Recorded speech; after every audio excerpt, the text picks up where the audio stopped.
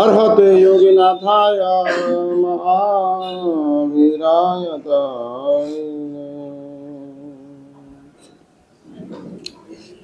દીપાવલીનું આજનું પર્વ ભારતીય પરંપરાની અંદર 5 દિવસ પર્વોના લૌકિક જગતની અંદર મૂકવામાં આવેલા છે. વાક બારસ, તમે તેને વાઘ બારસ કહો છો. હા, હકીકતની અંદર તેનું નામ વાક બારસ છે. વાક એટલે સરસ્વતી, અને વાક બારસ, અને એ વાક બારસ પછી ધનતેરસ. હા, એટલે એક વાત સમજી રાખજો, ભારતીય પરંપરાની અંદર જ્યાં સુધી તમારી પાસે સમજ નથી ત્યાં સુધી મળતી શક્તિ કામની નથી. વાક બારસનો અર્થ જ માં સરસ્વતી એ સમજની ભૂમિકા છે, અને લક્ષ્મી એ તમને પ્રાપ્ત થતી શક્તિની ભૂમિકા છે. પણ શક્તિ હોય અને સમજ ન હોય તો એ શક્તિ કામમાં આવતી નથી. એટલે જીવતા જીવતા હાથીને ફાડી નાખવાની તાકાત જે સિંહના પંજામાં છે, એ જ સિંહ નાનકડી ટોર્ચથી ડરી જાય છે. તમે જો સિંહની આંખની સામે ટોર્ચ કરી દો, સિંહ ભાગે, ડરી જાય. હા, કેમ? કારણ કે એની પાસે શક્તિ છે, સમજ નથી. હા, અને આપણી પાસે સમજ છે અને કદાચ શક્તિ ઓછી છે તોય આપણે ભયાનક ગણાતા, શિકારી ગણાતા પશુઓને પણ જબ્બે કરી શકીએ છીએ. હા, એટલે મદારી સાપને પોતાના કરંડિયામાં પૂરી શકે છે. 1000 સાપ ભેગા થઈને મદારીને પૂરી શકતા નથી. કારણ કે મદારીની પાસે સમજ છે, સાપની પાસે શક્તિ છે. એટલે પશુઓનું જગત શક્તિનું જગત છે, માનવ જગત એ સમજનું જગત છે. અને જ્યારે તમારી પાસે અન્ડરસ્ટેન્ડિંગ લેવલ ઉપર ગયું હોય ત્યારે શક્તિ ઓછી હોય તોય બહુ વાંધો આવે તેવો નથી. કારણ સમજ એવી એક શક્તિ છે કે ગમે એવી ઉણપને પણ એ ફૂલફિલ કરી શકે છે. હા, એ ફૂલફિલ કરી શકે છે, એમાં એને કોઈ વાંધો આવતો નથી. કારણ કે સમજ બહુ સ્પષ્ટ છે, અને આ સ્પષ્ટ સમજ એ જ આવશ્યકતા છે. માટે ભારતીય પરંપરાની અંદર સૌથી પહેલી વાક બારસ માં સરસ્વતીની ઉપાસના કરો, પછી લક્ષ્મી તમારા માટે શક્તિ બને છે. અને લક્ષ્મી પ્રાપ્ત થયા પછી એ લક્ષ્મીને સાચવવા માટે કાળી ચૌદશ છે, જે મહાશક્તિની ઉપાસના છે. સરસ્વતીની ઉપાસના મીન્સ સમજ, લક્ષ્મીની ઉપાસના મીન્સ શક્તિ, અને એ મળેલી શક્તિને સાચવવા માટે મહાશક્તિ. એટલે અજૈન પરંપરાની અંદર, લૌકિક જગતની અંદર કાળી ચૌદશ મહાકાલીની ઉપાસના આવે છે. સ્મશાનોની અંદર જઈને કરાય છે. હા, ત્યાં આગળ જઈને સાધના થાય છે. महाशक्ति, और महाशक्ति क्या करती है? डर के ऊपर विजय प्राप्त करती है. समझ અને શક્તિ આ બંનેને પરાસ્ત કરવાની તાકાત આપણા અંતરમાં પેદા થતો ડર છે, ફિયર છે.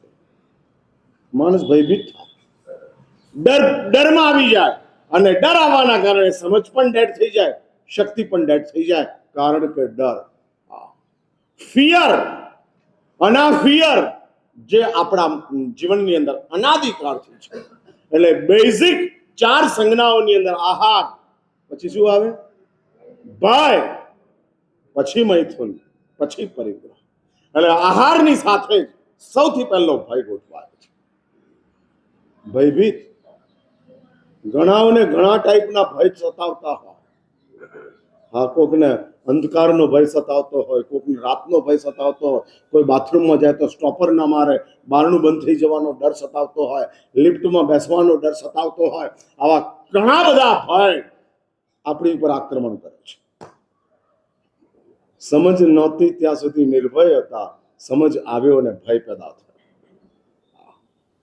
હા, એટલે ગેસની ફ્લેમની અંદર પણ નાનકડું બાળક હાથ નાખી દે, ભય નહોતો, નાખી દે છે. સમજ આવ્યા પછી દિવાળીના ટાઈમમાં આસપાસ જોઈને ચાલો છો, ક્યાંય કોઈ ફટાકડો મૂકી નથી દીધો ને? હા, કોકે મૂક્યો હોય ને આપણને વાગી જાય એટલે ભય ઉભો થાય છે. માટે કાળી ચૌદસ એ ભયની નાશ માટેનો મહાશક્તિ અને મહાશક્તિની ઉપાસના છે. અને અમાવસ્યા જે દીપાવલીનું પર્વ છે એ આત્મશક્તિની ઉપાસનાનું પર્વ છે. એટલે વાકશક્તિ, ધનશક્તિ, મહાશક્તિ અને છેલ્લે આત્મશક્તિ. હા, જો તમે તમારા આત્માને પ્રાપ્ત ન કર્યો તો બાકીની નીચેની ત્રણ ચીજ વ્યર્થ છે. અને માટે અમાવસ્યાના દિવસે પ્રભુએ નિર્વાણ પદને પ્રાપ્ત કરી અને પોતાના આત્મ વૈભવને સંપૂર્ણ કરી નાખ્યું.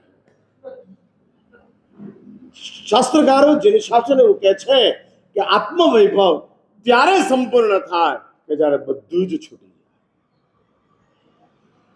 હા, તમામ ચીજ છૂટી જાય ત્યારે આત્મ વૈભવ સંપૂર્ણ થાય. આપણે એવું માનીએ કે બધું મળે ત્યારે સંપૂર્ણ થઈએ, અને અધ્યાત્મ એવું માને કે બધું છૂટે ત્યારે સંપૂર્ણ થઈએ. હા, બધું મળવાથી સંપૂર્ણ થવાય એ સંસારની ભૂમિકા છે. हाँ, संसार की भूमिका है. सब मिल जाए बाद में मैं संपूर्ण हो जाता हूं, ये मानसिकता अपने संसार की मानसिकता है. सब प्राप्त हो जाए, आ सब प्राप्त हो जाए અને તમામ ચીજો પ્રાપ્ત થઈ જાય ત્યારે સંસાર એમ કહે છે કે જે ક્યારેય સંપૂર્ણ પ્રાપ્ત થતું નથી. તમામ ચીજો મળતી જ નથી મળતી. ભગવાન મહાવીરને આત્મા મળ્યો તો જીવન ન મળ્યું. હા, આત્મા મળી ગયો મીન્સ આત્મા સંપૂર્ણ કર્મ મુક્ત થઈ ગયો, પણ જીવન ચાલ્યું ગયું અને બધું જ છૂટી જાય, સમાપ્ત થઈ જાય, એવી એક ભૂમિકા ઊભી થાય ત્યારે અધ્યાત્મ કહે છે તને સંપૂર્ણ વૈભવ પ્રાપ્ત થાય. એટલે તમામ અંતરાયો ખતમ થાય ત્યારે વૈભવ પ્રાપ્ત થાય, એનું નામ અધ્યાત્મ છે. અને એ પરમાત્મા જે આજની મધ્યરાત્રિએ એટલે 2 પહોર પ્રસાર થઈ ગયા ત્યાં સુધી તો પરમાત્માની દેશના ચાલી.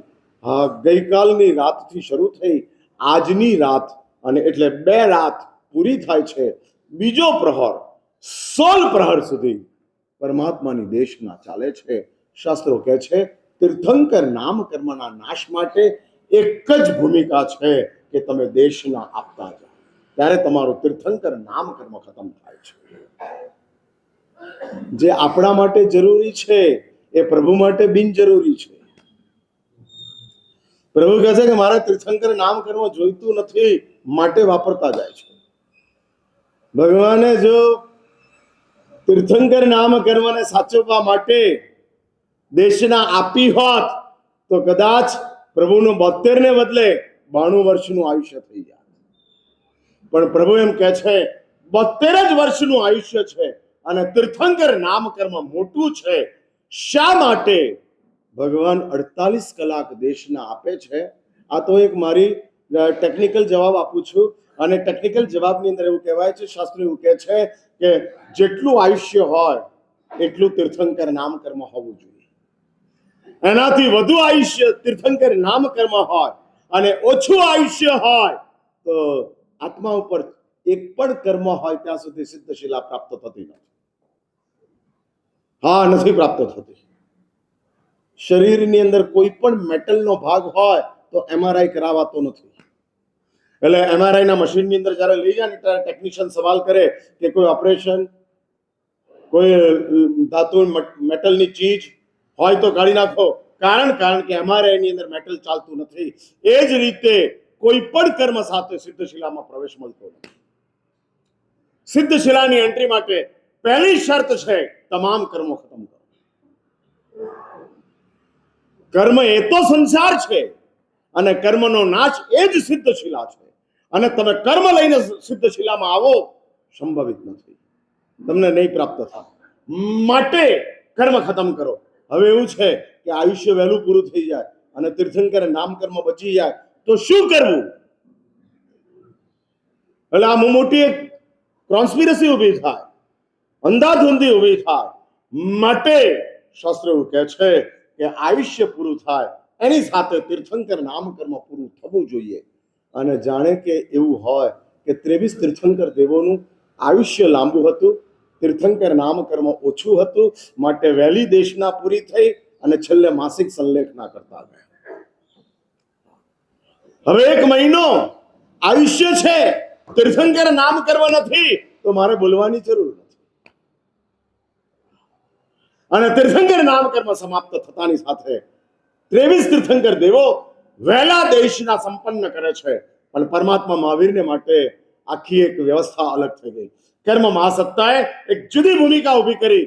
જાણે કે આ પરમાત્મા મહાવીર દેવને માટે કર્મ મહાસત્તા પણ એમ કે છે કે આયુષ્ય ઓછું છે અને તીર્થંકર નામકર્મ મોટું છે, માટે મહાવીર 48 કલાક બોલો,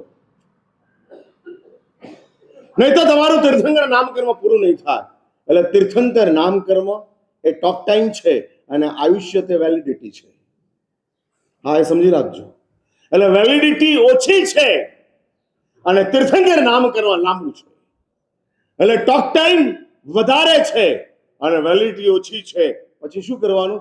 રાતે 12 વાગ્યા સુધી વાતો કરવાની. હા, ટોક ટાઈમ છે અને વેલિડિટી પૂરી થાય છે તો વાતો કરતા જ. એમ પ્રભુ ટોક ટાઈમ સાથે 48 કલાક, નહીં તો સામાન્ય રીતે સૂર્ય અસ્ત થતાની સાથે પરમાત્માની દેશના સંપન્ન થાય. સૂર્યાસ્તના છેલ્લા પ્રહરની અંદર પ્રભુની દેશના શરૂ થાય અને સૂર્ય અસ્ત સાથે સમાપ્ત થાય. આ પરમાત્માએ કર્યું છે. બાકી 30 વર્ષ સુધી આ જ કર્યું. હા, 21,999 દેશનાઓ આ જ રીતે આપી. આ 22,000ની દેશનાની અંદર સૂર્યાસ્ત પછી પણ દેશના ચાલુ. અને ક્યાં સુધી ચાલી? રાત્રિના 2 પ્રહર સુધી ચાલી. અજ્ઞાન ભાવથી પરમાત્માની દેશના ચાલ્યા કરે છે.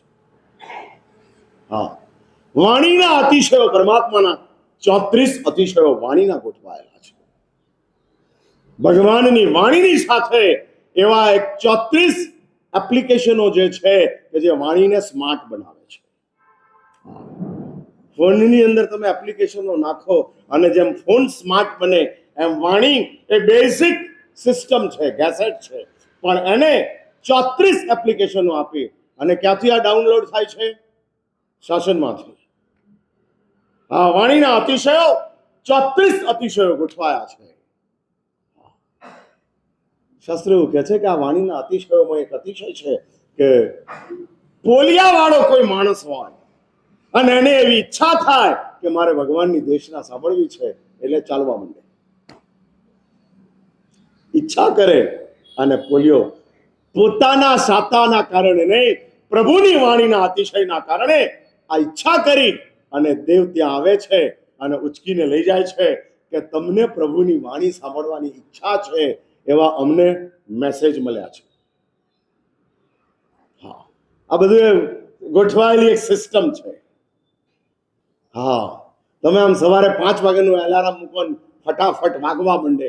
એ જ રીતે અંદર ઈચ્છા કરો અને ઉપર ફરતા દેવો જે આકાશની અંદર પેટ્રોલિંગ કરી રહ્યા છે, કોને ભગવાનની દેશના સાંભળવી છે અને પરમાત્માની દેશનાનું એડવર્ટાઇઝિંગ કરે છે દેવો ઉપરથી. મર્ત્યલોકના માનવો પ્રભુની દેશના શરૂ થઈ છે, સાંભળવા પધારો. અને આ દેવોનું માર્કેટિંગ ચાલે છે ઉપર આકાશની અંદર. અને એની અંદર કોકને ઈચ્છા થઈ, પણ બિચારાને પોલિયો છે, 3rd સ્ટેજનું કેન્સર છે, અને એને ઈચ્છા થઈ, દેવો એને ઉચકે છે અને ભગવાનના સમવસ્ત્રમાં બેસાડે છે. અને શાસ્ત્ર એવું લખે છે કે જ્યાં સુધી પ્રભુની દેશના ચાલે છે ત્યાં સુધી એનું અશાતા અટકી જાય છે. હા, પરમાત્માની વાણીના આવા 34, પ્રભુના પોતાના 35 અને પ્રભુની વાણીના 34. હા, પ્રભુ વિરાજમાન હોય 35 અતિશયો એક સાથે ચાલતા, અને 34 અતિશયો પરમાત્માની વાણીના ચાલતા જતા, કે જે વાણીની અંદર સ્વાભાવિક રીતે આ એક તાકાત ગોઠવાયેલી હોય. કારણ કે તીર્થંકર દેવ છે, તીર્થંકર નામકર્મ છે, અને તીર્થંકર નામકર્મ દ્વારા જગતને પ્રભુ પમાડવા માટેનો પ્રયત્ન કરે છે. એકાંત પરાર્થ છે, એકાંત પરાર્થ. મારા પરાર્થમાં તો સ્વાર્થ ગોઠવાયેલો છે, પ્રભુના પરાર્થમાં 0.1% બિલો ઓફ ધ સ્વાર્થ, 0 ડિગ્રીની અંદર સ્વાર્થ છે. કશું જ મેળવવાનું નથી, માત્ર આપવાનું છે, માત્ર આપવાનું છે. અને આ નિસ્વાર્થ ભાવ સાથે જ્યારે આમ પ્રભુની દેશના હોય ત્યારે ધર્મ મહાસત્તા કહે છે કે તીર્થંકરની વાણીની સાથે અમે 34 બાબતો એવી મૂકીએ કે જે મૂકવાના કારણે વાણી વધારે આકર્ષક બને, સ્વીકાર્ય બને. શાસ્ત્રીઓ કહે છે કે ભગવાન અર્ધમાગધી ભાષાની અંદર દેશના આપે છે, પણ ચારેયના પશુઓને પણ એની ભાષાની અંદર સમજ પડી જાય છે. હા, સમજી જાય છે. ટ્રાન્સલેશન આપોઆપ થતું જાય. હા, આપોઆપ. જે કૂતરાની ભાષા હોય તો કૂતરાની ભાષા, હા, કબૂતરની ભાષા હોય તો કબૂતરની ભાષા, વાઘની ભાષા હોય તો વાઘની ભાષા, અને એ બધી જ ભાષાઓની અંદર પ્રભુની દેશના સૌ સાંભળતા. કલ્પના કરો કે કેવો એક માહોલ હશે. આમ ચાલ્યા જાઓ અપાપાપુરીની અંદર 2551 વર્ષ પહેલાનું આસવદ અમાસનો દિવસ, સવારના 8 વાગ્યાનો ટાઈમ, અને પરમાત્માની દેશના ચાલે છે, અને પ્રભુ અંદરાધાર દેશના અમૃત ધારા વર્ષે પર પરિણતિ વાળી સ્તવનની અંદર કહે છે આમ દેશનાનું અમૃત ધારા વરસી જાય છે. અને દેશનાની અમૃત ધારાની અંદર સમગ્ર સમાવસરણ, કરોડો દેવો, લાખો માનવો, હજારો પશુઓ તન્મય થઈને બેઠા છે, તન્મય થઈને બેઠા. હા, અને એ દ્રશ્ય નજરની સમક્ષ લાવતા જાઓ, અને પ્રભુ અંદરાધાર વરસતા વરસતા પરમાત્માએ દેશના સંપન્ન કરી હસ્તિપાલ રાજાની દાણશાલાની અંદર પહોંચ્યા. હજુય પેલું તીર્થંકર નામકર્મ કહે છે કે હજુ બચેલું છું. હા, એટલે દેશના જે હતી એ પરમાત્માની વ્યવસ્થા હતી, પણ દેશનાની અંદર સમવસરણ ગયું.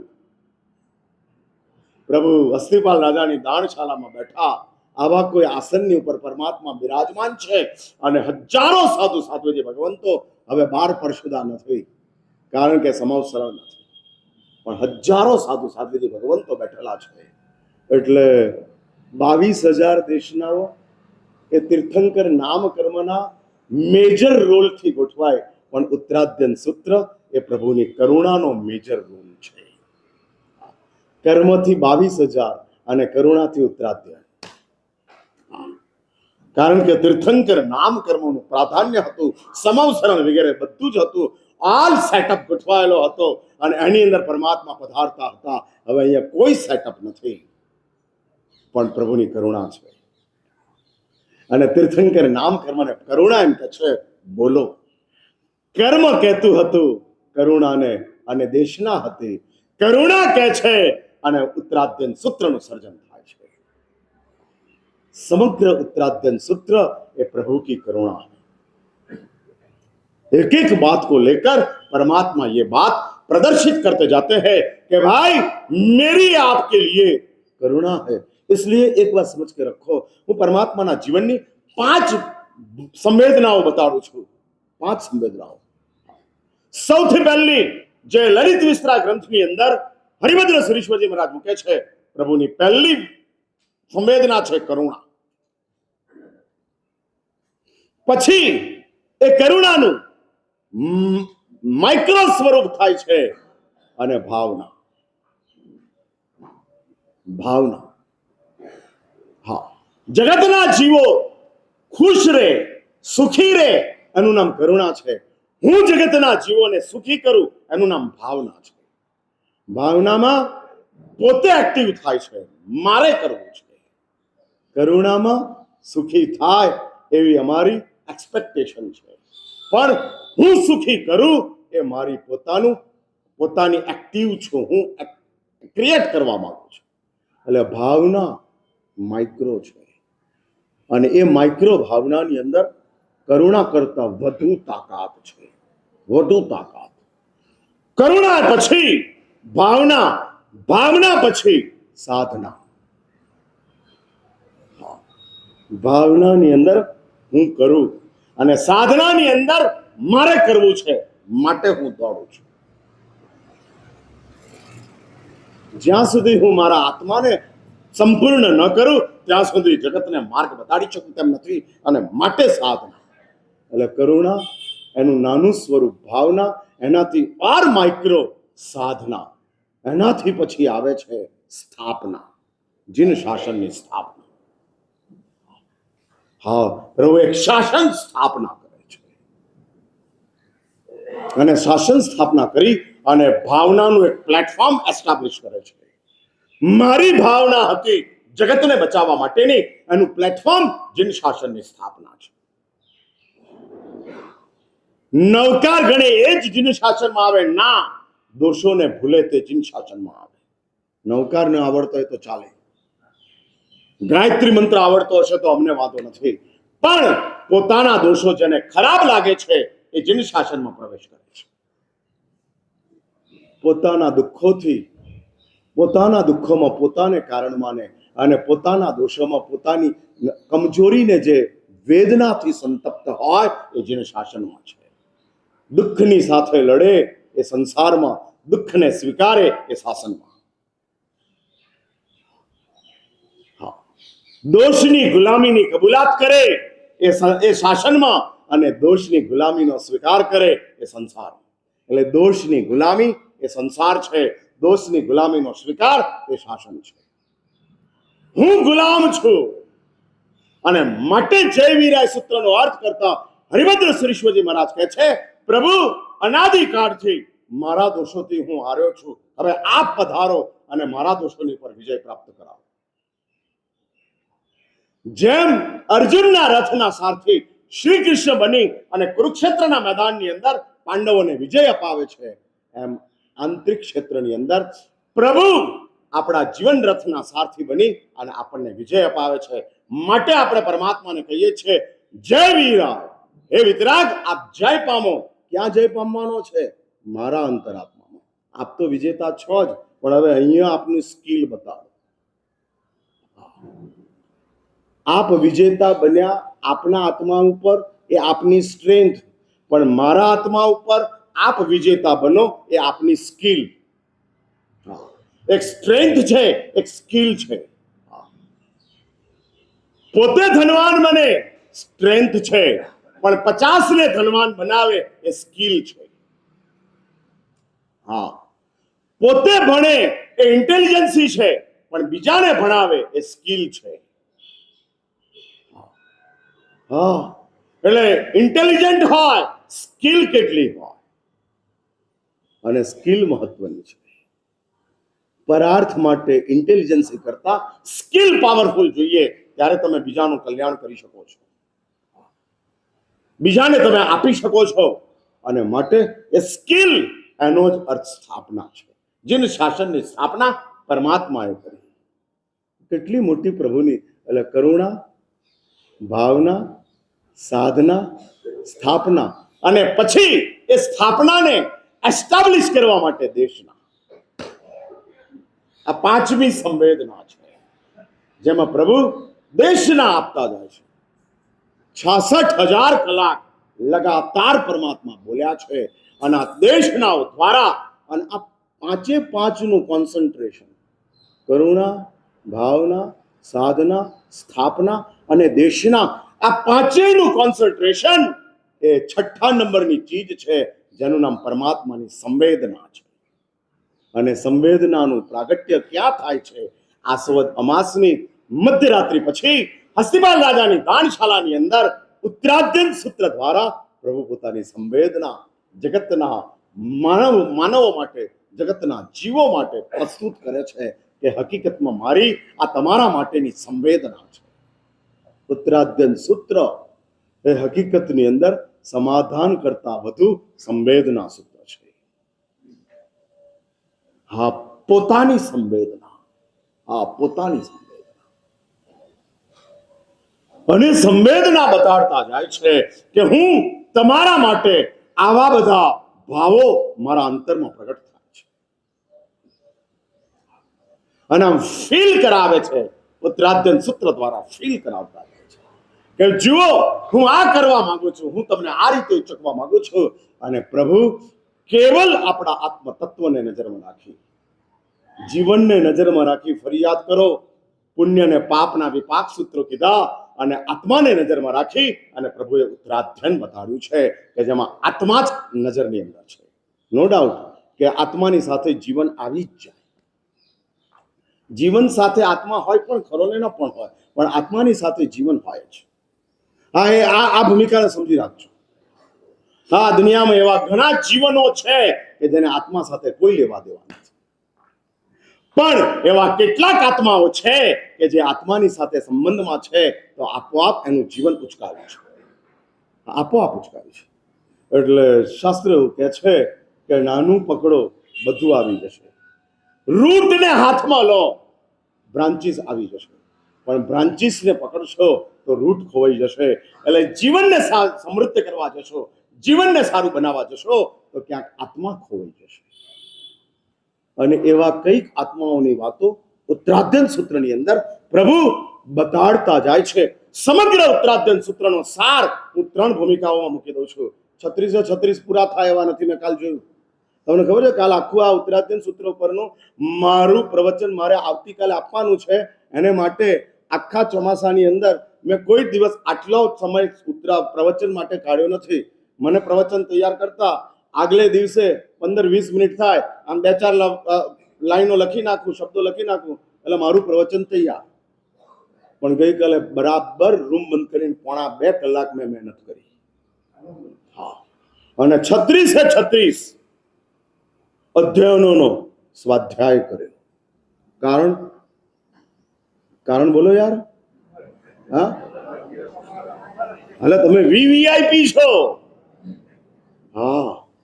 હા, વીવીઆઈપી. તમને ખબર છે, આમ મોટો ડોક્ટર પેશન્ટની પાસે વધુ ટાઈમ રોકાય એટલે પેશન્ટ કેવો કહેવાય? હા, નાના સિરિયસ કહેવાય. વીઆઈપી તો છે જ, પણ પાછો સિરિયસ છે.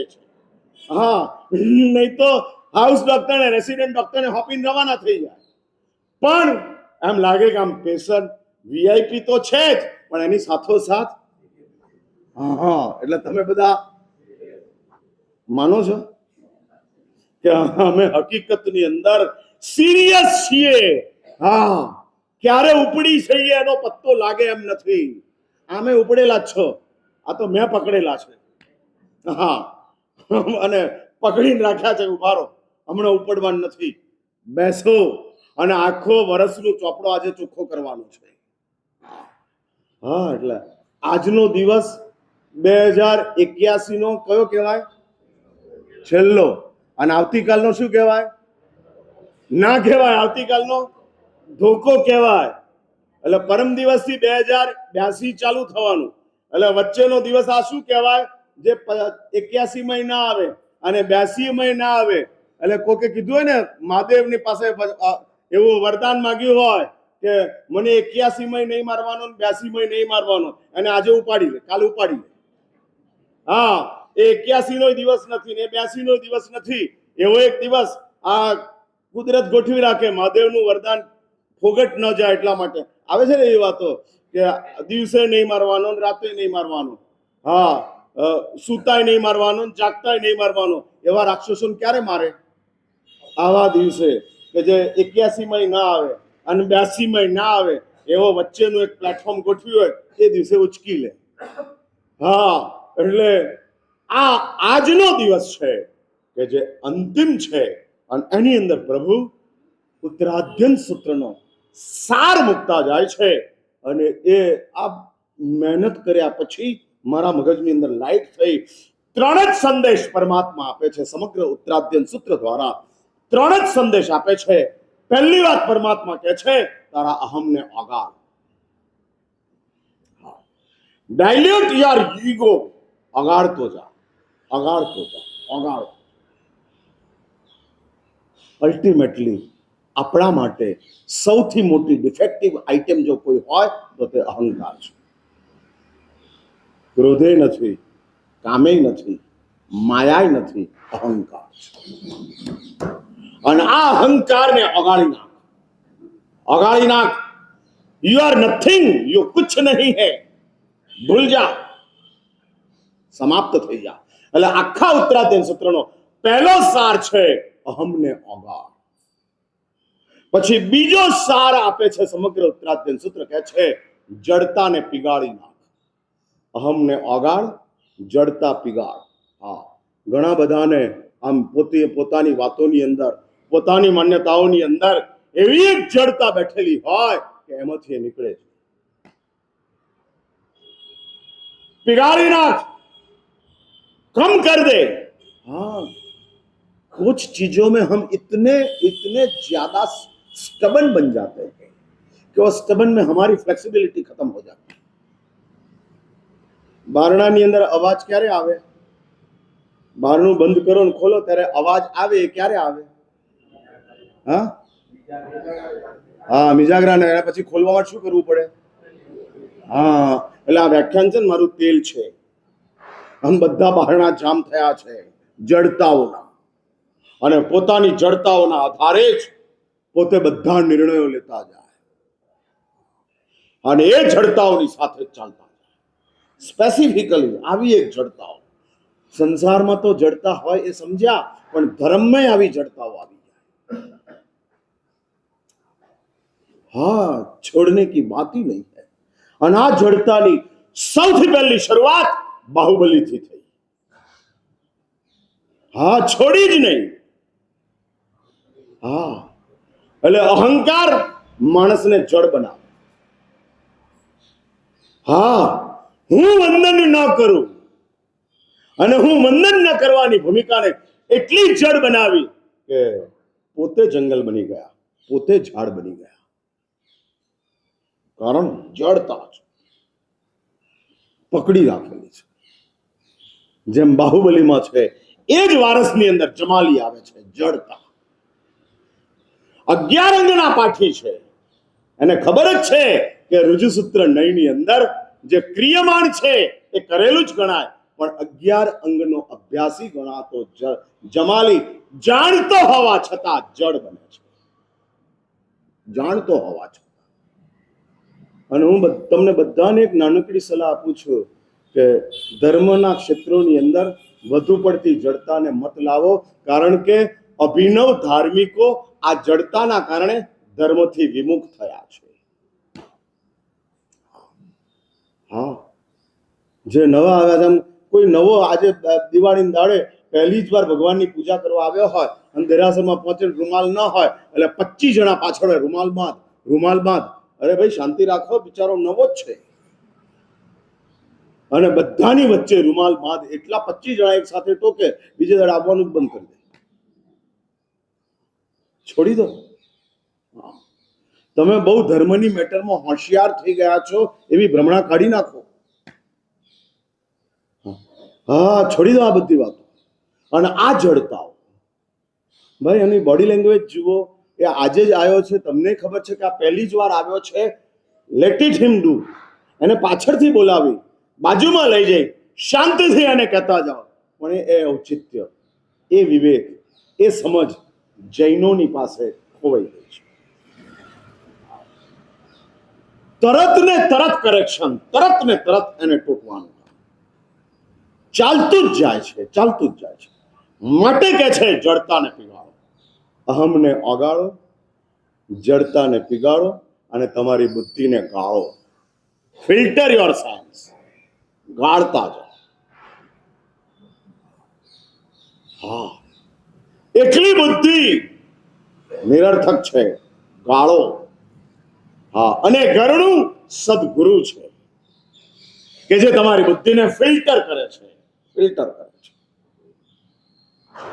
માટે જ સમગ્ર ઉત્તરાધ્યન સૂત્ર આપણને આવી એક ભૂમિકા બતાડી અને પરમાત્મા આ 3 ભૂમિકાઓને બતાડવા માટે આખું ઉત્તરાધ્યન સૂત્રનું સર્જન કરે છે કે જેમાં પ્રભુ અહંકારને તોડવા માટેની વાતો કરે છે. માટે જ પહેલો વિનય મૂક્યો, અહંકારને ઓગાળો. હા, ઓગાળતા જાઓ. ભગવાનને ઘણા બધા અહંકારોની સાથે ડીલ કરવા પડ્યા છે. હા, ઘણા બધા. અને એ અહંકારોની સાથે આમાં સૌથી છેલ્લા ગૌતમનો અહંકાર આવે.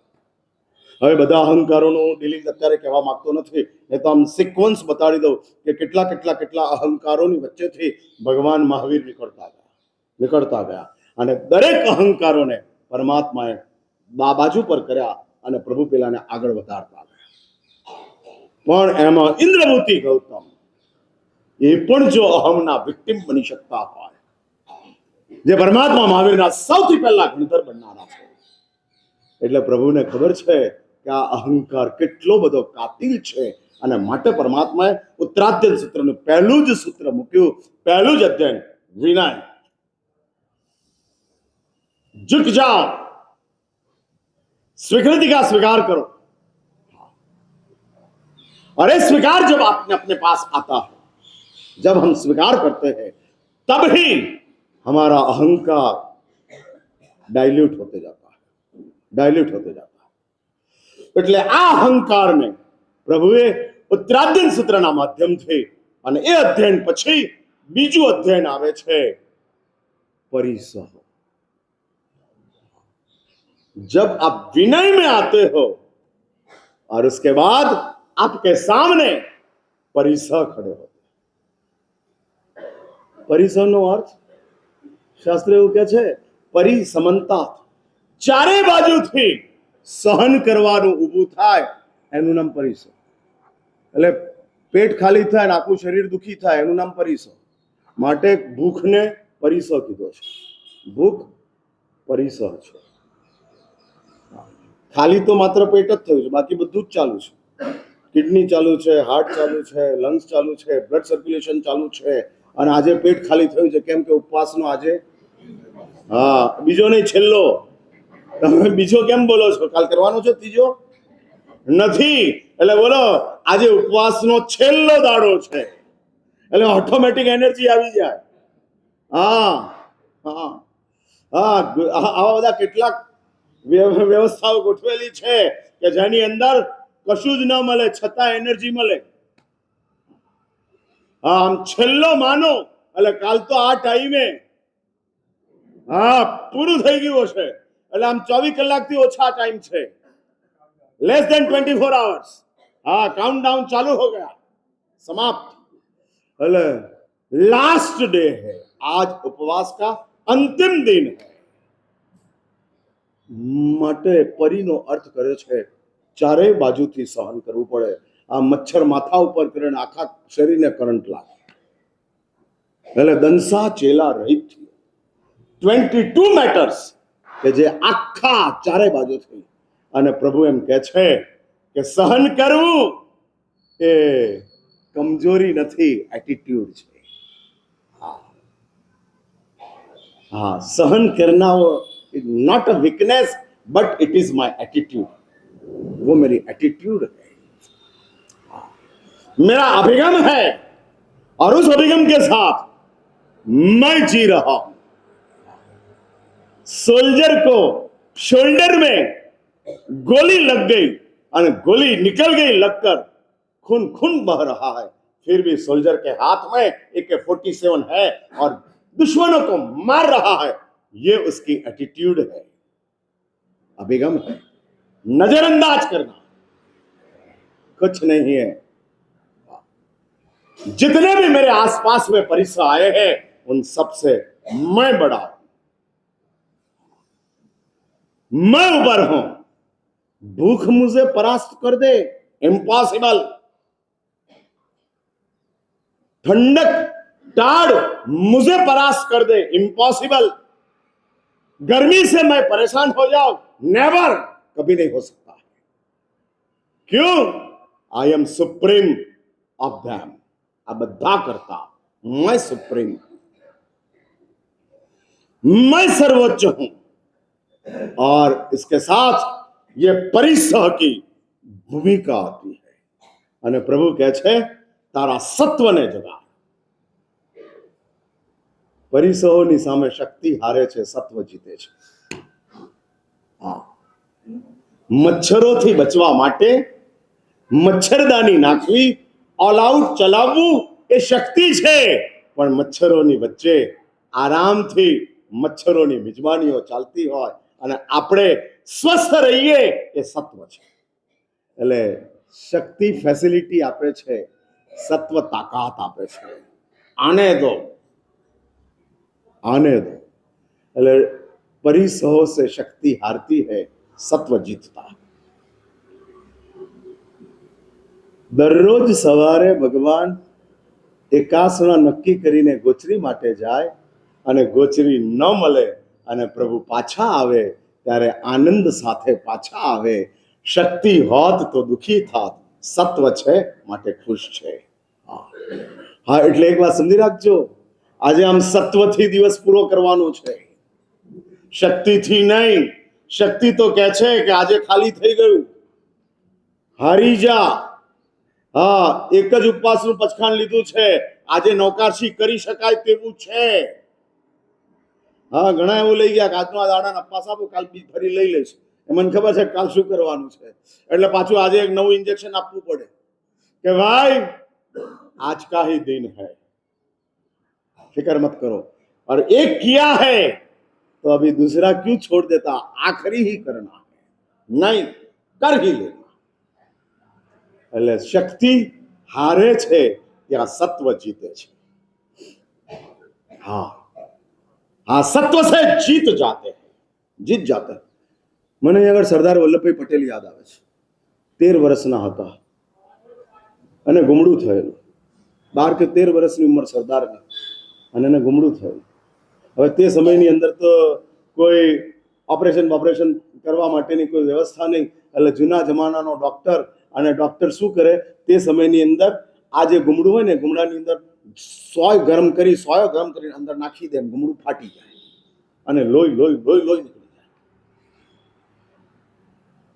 આ 12-13 વર્ષનો નાનકડો સરદાર ડોક્ટરની પાસે ગયો. ડોક્ટરે ધ્રુજી ગયા, આટલા માસૂમ બાળકને આવો ગરમા ગરમ સોય ગુમડાની અંદર નાખવું અને કેવી રીતે થાય? ડોક્ટર ધ્રુજી ગયો. એ કરતો નથી. 12 વર્ષની ઉંમરનો સરદાર કહે છે, લાવ સોય મેરે પાસ. ગરમા ગરમ સોય 12 વર્ષનો, અને ગુમડાની આજુબાજુમાં ફેરવે છે, ગુમડું ફાટી જાય છે, અને 12 વર્ષનો છોકરો હસતા હસતા એક્સેપ્ટ. માટે એનું નામ લોહ પુરુષ પડ્યું. हाँ, लोहे के साथ 12 साल की उम्र में उसने पंगा लिया और इसकी वजह से वो लोह पुरुष हो गया. सत्व है. शरीर, संयोगों, साधनों, संबंधों જ્યાં આગળ નાકામયાબ નીવડે છે ત્યાં સત્વ જાગૃત થઈ આપણને ઉચકલે છે. ખડે હો જા, ક્યા હૈ? કુછ ભી નહીં. અને પરમાત્મા આ પરિસરની બીજા જ નંબરની અંદર વાત કરી અને આપણને સત્વની ઉપાસનાની વાત કરે છે. ત્રીજું અધ્યયન આવે છે અને ચતુરંગીય અધ્યયન આને કીધેલું છે. અને એમ કહે છે કે સમગ્ર સંસારની અંદર રેરમાં રેર 4 चीज है. एक बात याद रखना, भगवान खुद सर्वज्ञ है. जगत के तमाम पदार्थों का दर्शन प्रभु ने खुद ने किया है. और इस दुनिया में सबसे दुर्लभ गिनने जाने वाले मोती, हीरे, रत्नों, देव, दुनिया, वो सब प्रभु अपने ज्ञान के प्रकाश में देख रहे हैं. मेरे जैसे कोई इंसान बोले ना कि 4 दुर्लभ चीज है तो आपको सस्पेक्ट कर सकते हो, लेकिन प्रभु तो ज्ञान में सकल ब्रह्मांड का दर्शन करते हैं. एक भी अणु, एक भी चीज प्रभु के ज्ञान से बाहर नहीं. तमाम पदार्थ. એટલે આવા महाज्ञानी परमात्मा जब ये बात बताते हैं कि संसार में 4 दुर्लभ चीज है, तो वी हैव टू बिलीव. हमको माननी पड़ती है कि बराबर है. क्यों? ज्ञानी ने बताया. हाँ, एक्सरे का रिपोर्ट आप देखकर सिर्फ काले काले देख सकते हो और कुछ नहीं, पर डॉक्टर कहते हैं कि आपके लंग्स में ग्लैंड है. और પછી डॉक्टर इंडिकेट करे, देखो ये जो स्पॉट दिखता है ना, वो ग्लैंड है।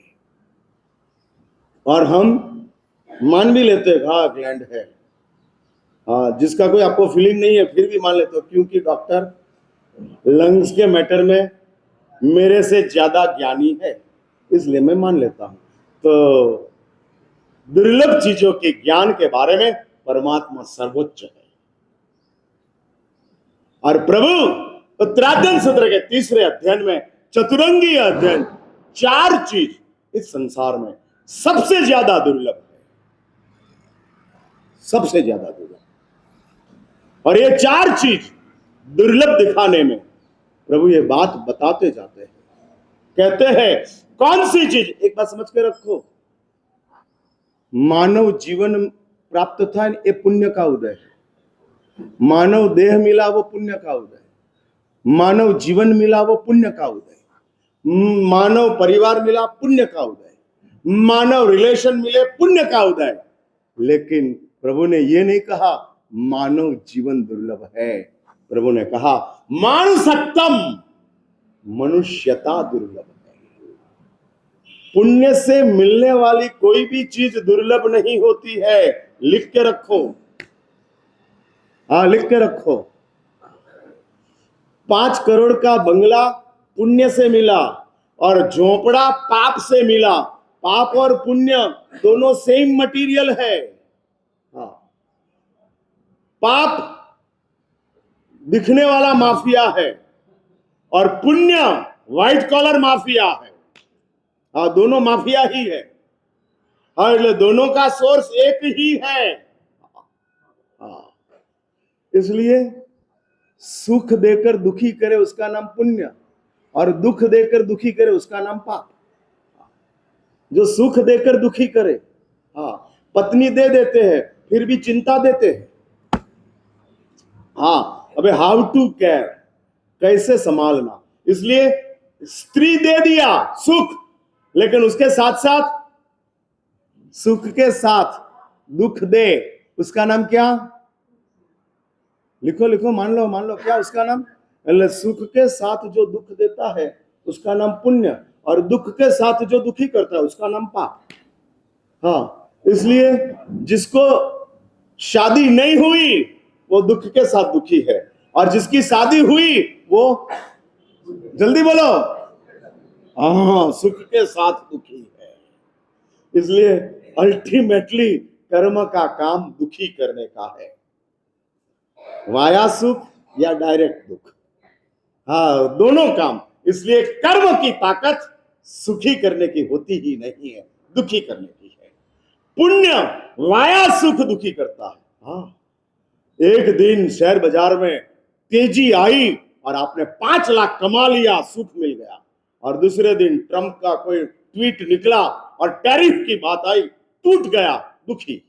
सुख के बाद दुख वो पुण्य, और डायरेक्ट दुख वो पाप।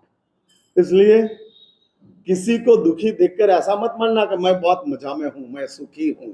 भाई, अमवीति तुम अवीत से दीरी बापलिया, जो आज मैं हूं वो कल तेरा। અને માટે પ્રભુ કહે છે પુણ્ય से मिलने वाली कोई भी आइटम दुर्लभ नहीं है, અને वो तीर्थंकर पद પણ दुर्लभ નથી। આ ભગવાને કીધું એટલે તીર્થંકર પદને પણ 4 માં નથી મૂક્યું। હા, ઇન્દ્ર નરેન્દ્ર ચક્રવર્તી તો ના આવે સમજ્યા, પણ આધ્યાત્મિક જગતની ટોચનું તીર્થંકર નામકર્મ, તીર્થંકર પદ એ પણ दुर्लभ નથી। પ્રભુએ 4 दुर्लभ ચીજોમાં સૌથી પહેલા મૂકી મનુષ્યતા दुर्लभ है, आर्हंत्य नहीं, मनुष्यता दुर्लभ है। हाँ, सबसे पहली चीज जो तीर्थंकर से भी, तीर्थंकर बनने से भी ज्यादा दुर्लभ मनुष्यता है। એટલે તમે કઈ સમજો છો આ બધી વાતો હું જે બોલ્યું છું એમાં કે લાઈટ થાય છે કે નથી થતી? એલઈડી છે કે જૂની ટ્યુબલાઇટ છે?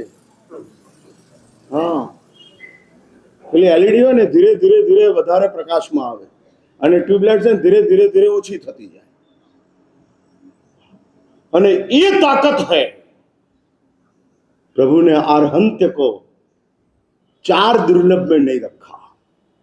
मनुष्यता, और मनुष्यता का मीनिंग आप मुझे पूछते हो तो मैं एक ही बताता हूं, हृदय की सरलता, उसका नाम मनुष्यता।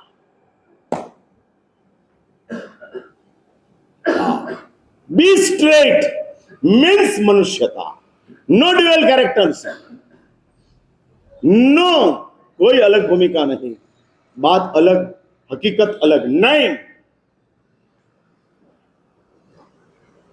તમે એટલું નક્કી કરો કે તમે જેવા દેખાવ છો એવા થઈ જાઓ, અથવા તો જેવા છો એવા દેખાવ. શું ભાવે એવું છે બોલો? જેવા છો એવા દેખાવું છે કે જેવા દેખાવ છો એવા થવું છે? એટલે સમજ્યા? અત્યારે આમ સામાયિકમાં છો ને એવા થવાનું. હા, અત્યારે આમ કેવા આમ સીધા ડાયા ડમરા દેવના દીધેલા બેઠેલા છો. હા, એક પણ અપલક્ષણ તમારું અત્યારે દેખાતું નથી. બધા 32 લક્ષણા વાળા છો. હા હા, એટલે 33 થાય તો અપલક્ષણ કહેવાય, એટલે 32 જ લક્ષણ જોઈએ. 33મું ના ચાલે. એ આચાર્યના 36 ગુણ આવે, તમારા 32 જ આવે. હા, અને 32 હોય પછી 33મું આવે, નો, આ 32 જ. એટલે અહીંયા બધા 32 લક્ષણા બેઠા છે. એટલે જેવા દેખાવ છો એવા થઈ જાઓ, યા તો જેવા છો એટલે બધા અપલક્ષણો છે એવા દેખાવા માંડો.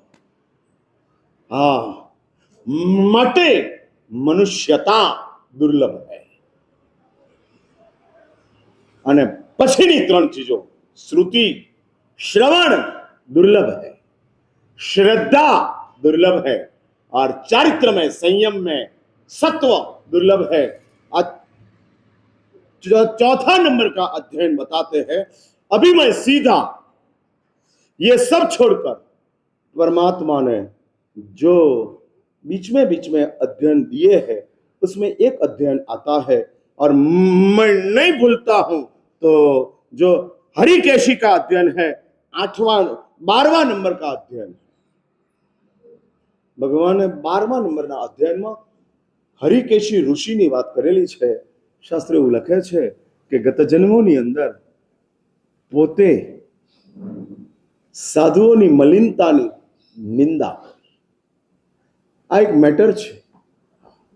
મહાત્માઓની જીવનશૈલીની અંદર કેટલીક ચીજો આપણને પસંદ ન હોય એવું બને, મે બી. મહાત્માની જીવનશૈલી બરાબર નથી એવું કહેવાનો તમારો કોઈ રાઈટ નથી, કારણ કે આ જીવનશૈલી પરમાત્મા તરફથી પ્રાપ્ત થયેલી છે. પ્રભુએ આની ઉપર સિગ્નેચર કરેલી છે, પ્રભુએ આની ઉપર સહી સિક્કા કરેલા છે, અને આચાર્ય ભગવંતોએ આ જીવનશૈલીની અંદર મોડિફિકેશન માટેની ઘણા બધા એક્સક્યુઝ આપ્યા છે. હું મહાત્માઓની કેટલીક જીવનશૈલીઓનો પુરસ્કર્તા નથી, કારણ કે શાસ્ત્રો એવી વાત બતાડે છે કે જે જીવનશૈલી દ્વારા સામાન્ય કક્ષાના બાલ જીવો મુનિ જીવનને માટે અંદરખાને દુર્ભાવ પેદા કરે એવી જીવનશૈલી મહાત્માઓએ વિવેકપૂર્વક એનો ઉપયોગ કરવો જોઈએ.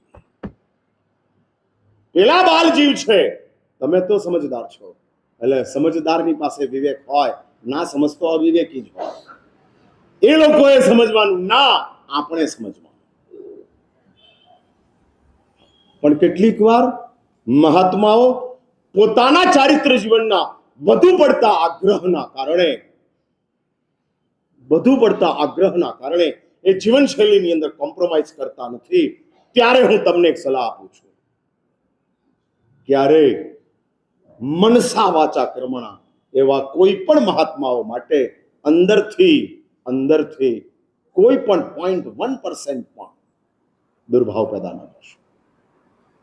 ઠીક છે, એમની જીવનશૈલી છે, એમનો સ્વભાવ છે.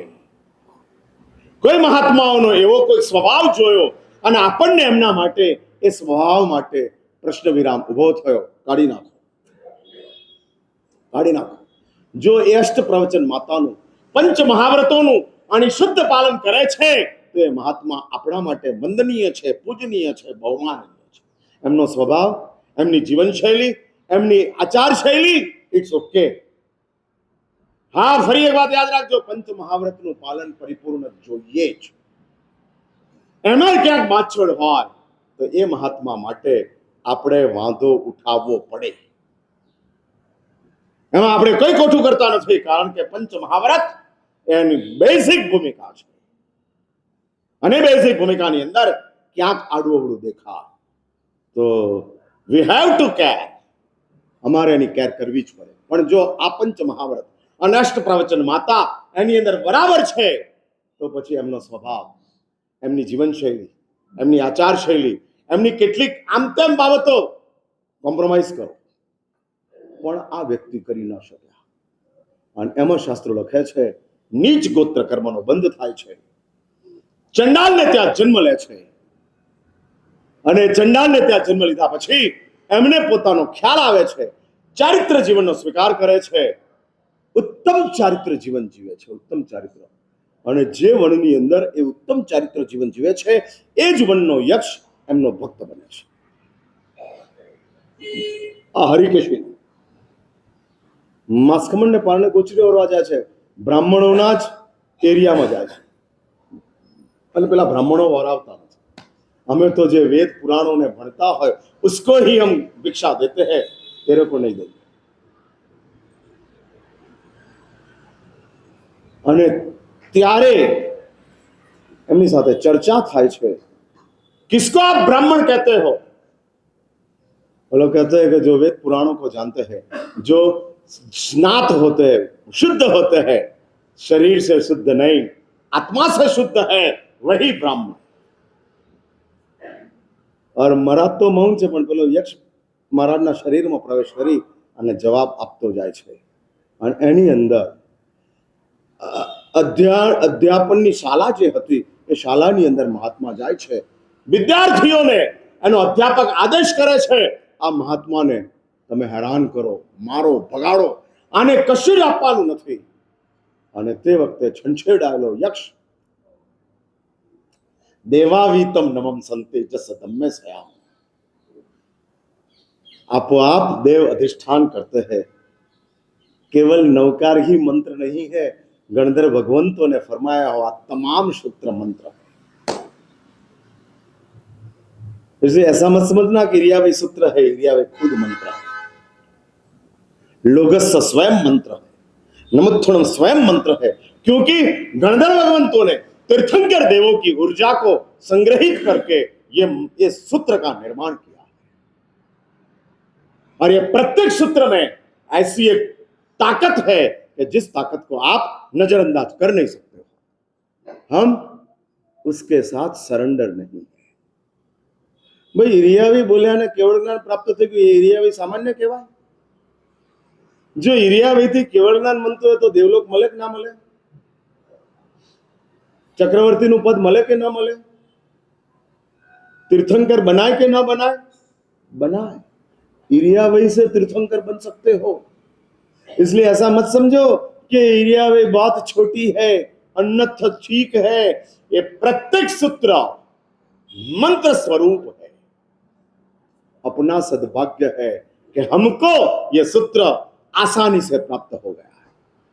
અને આ દેવ છંછેડાય છે અને બધા જ વિદ્યાર્થીઓને બીમાર કરી નાખે છે, ઉલટીઓ થાય છે, બેભાન થઈ જાય છે, આંખના ડોળા બહાર આવી જાય છે. અને પેલો જેણે આદેશ કરેલો એ અધ્યાપક ડર ભયભીત થાય છે, ક્યાં હો ગયા, અબ ક્યાં?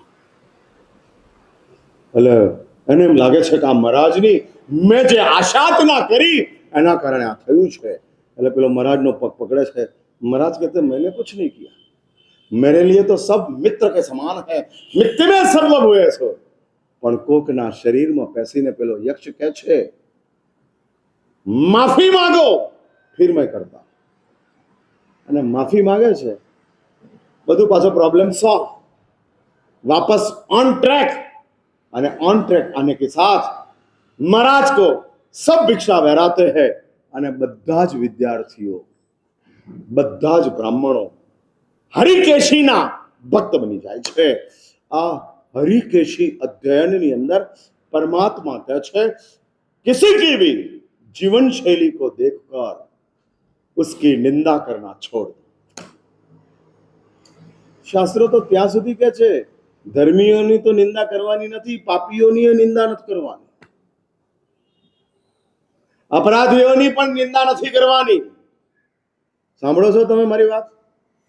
એટલે તમારો અપરાધ કરે તમારી સામે કોઈ ચંપલ તમારા પહેરીને જાય છે, હા, તમારી સામે જ ગઈકાલે જ તમે ખરીદીને લાવેલા ને આજે કોઈ પહેરીને જાય છે, હા, તમે શુકન કરવા માટે મંગલ કરવા માટે દેરાસર પહેરીને લાવ્યા, હા, સામાન્ય રીતે નવા ચંપલ પહેરીને દેરાસરે આવે નહીં લોકો. હા, એ લોકોનો ખ્યાલ એવો જ છે કે દેરાસરમાં ચંપલ પહેરીને જઈએ એટલે ચોરાય, હા, અને એટલા માટે ના આવે, પણ પહેરીને આવ્યા અને તમારી આંખની સામે કોઈક તમારા ચંપલ પહેરીને જાય છે તો શું કરવાનું બ્રિગેનભાઈ? હા, શું કહો છો? હા, એટલે એમ કે છે अपराधी છે उसकी भी निंदा नहीं करनी, उसको बगल में जाके खानगी में कह दोस्त ये चंपल मेरा है, भूल से तूने पहन लिया है. हम चीजों नहीं पड़वानी, जोर जोर से बोलवाने, 50 जने ભેગા નહીં કરવાના, ચંપલ લઈ જાય છે, ચંપલ લઈ જાય છે, અરે તમારી પૂજા ચાલી જાય છે, ચાલી જાય છે.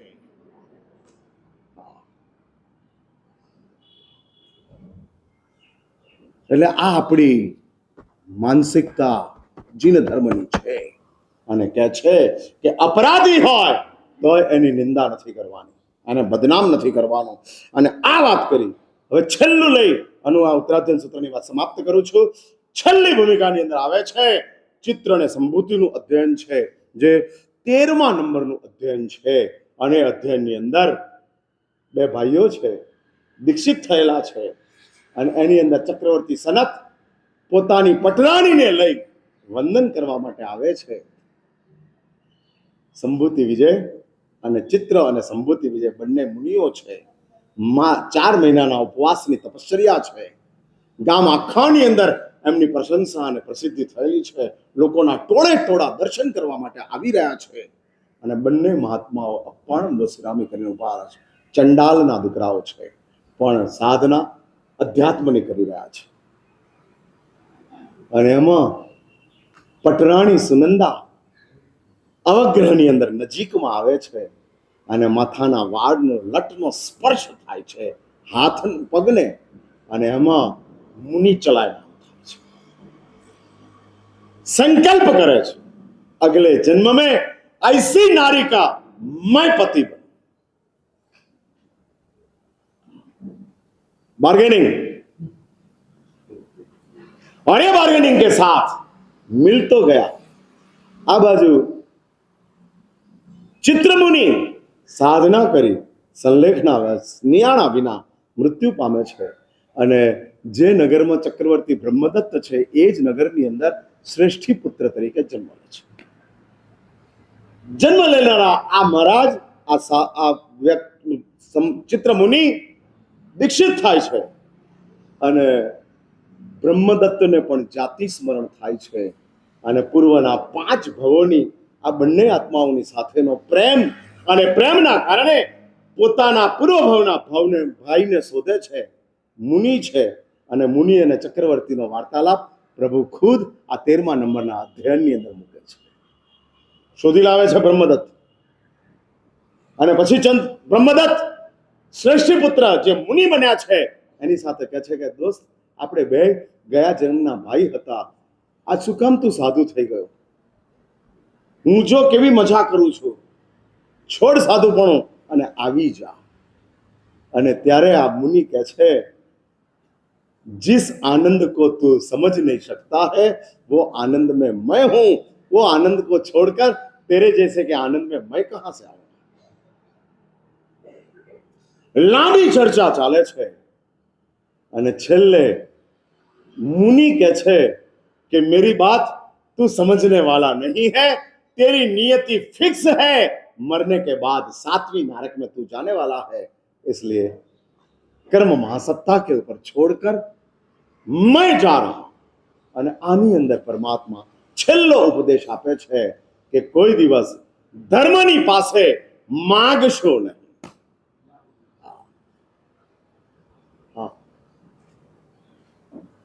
આપનારાની લિમિટ હોય તો માગવું પડે, પણ આપનારાની લિમિટ ન હોય તો માગવાનું ન હોય, સ્વીકારી લેવાનું. હા હા, આપનારા. મુકેશ અંબાણીની પાસે મગાય કે જે આપે એ સ્વીકારી લેવાય. શું લાગે છે રક્ષિતભાઈ? હા, એ મોટા. એટલે હું પૂછું છું, મુકેશ અંબાણીની પાસે જાઓ અને તમે માગો, ના આપે એ સ્વીકારી લો. મુકેશની પાસે માગો તો માગનારો ભૂલાઈ જાય, અને આપે લઈ લો તો યાદ રહે, અને એના દીકરાના લગ્નમાં તમને પત્રિકા આવે કે આ માણસે જે આપેલું એ જ લઈ લીધેલું, એને યાદ રાખો. એટલે દેને વાલે समर्थ हो तो मांगना नहीं, और धर्म महासत्ता देने वाली है. એટલે એક વાત બહુ સ્પષ્ટ સમજી રાખજો, અહીંયા જે તમે આપો છો ને એ રિયલ ઇન્વેસ્ટમેન્ટ છે, बाकी બધે डेड इन्वेस्टमेंट है, मिलेगा या नहीं भी मिलेगा. हाँ, लेकिन इधर जो दिया है वो निश्चित मिल जाएगा, निश्चित रूप से प्राप्त हो जाएगा. और ये उत्तराध्ययन सूत्र का 36 अध्ययन परमात्मा ने फरमाया, और उसके बाद प्रभु मौन हो जाते हैं. अभी परमात्मा की अंतिम भूमिका शुरू होती है, लास्ट अंतर मुहूर्त.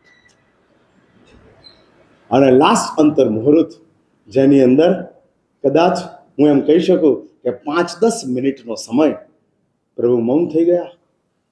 છેલ્લે શાસ્ત્ર એવું લખે છે, प्रधान अध्ययनों विभावना करते करते परमात्मा मौन हो गए, और मौन होने के बाद जो लास्ट 10 मिनट है वो 10 मिनट अपन कल मिलते हैं. और छेल्ली 10 मिनट भगवान शू કર્યું અને કેવી રીતે પરમાત્મા સિદ્ધ શિલાની અંદર પ્રવેશ કરે છે. બહુ અદ્ભુત ભૂમિકા છે. શાસ્ત્રોએ પરમાત્માની સિદ્ધ શિલાની પ્રવેશનું વર્ણન મૂકેલું છે. દીપાવલી કલ્પની અંદર કેવી રીતે પ્રભુ અશરીરી બની અને આ સંસારની અંદરથી જાય છે. હવે આમ પરમાત્માના મૌન થઈ ગયા.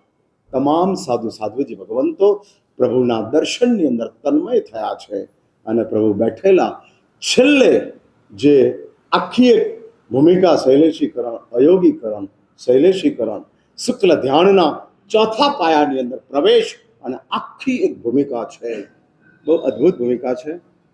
એ વાત અત્યારે હું અહીં અટકું છું. આવતીકાલે સવારે શક્ય હોય તો 6:45 સુધીમાં આવી જજો. બહુ જ શાંતિથી પરમાત્માના નિર્વાણની આપણે સ્પર્શના કરવી છે. હું પણ આ ભૂમિકાને સ્પર્શવા માંગુ છું. આપણે સૌ સ્પર્શવા માંગીએ છીએ.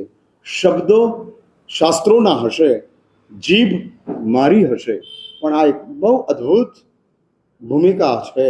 જેને એવું હોય કે મોક્ષ કેવો હોય, નિર્વાણ કેવું હોય, જરા એનો અહેસાસ તો કરીએ.